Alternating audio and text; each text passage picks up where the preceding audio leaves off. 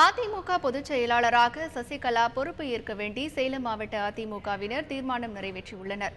பொதுப்பணித்துறை அமைச்சர் எடப்பாடி பழனிசாமி தலைமையில் சேலம் மாவட்ட அதிமுக உறுப்பினர்கள் இன்று மறைந்த முன்னாள் முதலமைச்சர் ஜெயலலிதா நினைவிடத்தில் அஞ்சலி செலுத்தினர். பின்னர் அதிமுக பொதுச் செயலாளராக சசிகலா பொறுப்பேற்க வேண்டும் என்றும், மறைந்த முதலமைச்சர் ஜெயலலிதா விட்டுச் சென்ற அரசு பணிகளை சசிகலா தொடர வேண்டும் என்பதை வலியுறுத்தியும் தீர்மானம் நிறைவேற்றப்பட்டது. அங்கிருந்து போயஸ் தோட்டம் சென்ற சேலம் மாவட்ட அதிமுகவினர் தீர்மான பட்டியலை சசிகலாவிடம் வழங்கினர். இந்த கழகத்தை கட்டி காத்திடவும், திறமையாக வழிநடத்திடவும் பெரும் மதிப்புக்குரிய சின்னம்மா அவர்கள் கழகத்தினுடைய பொதுச் செயலாளராக பொறுப்பேற்க வேண்டும். மாண்புமிகு புரட்சித் தலைவி அம்மா அவர்கள்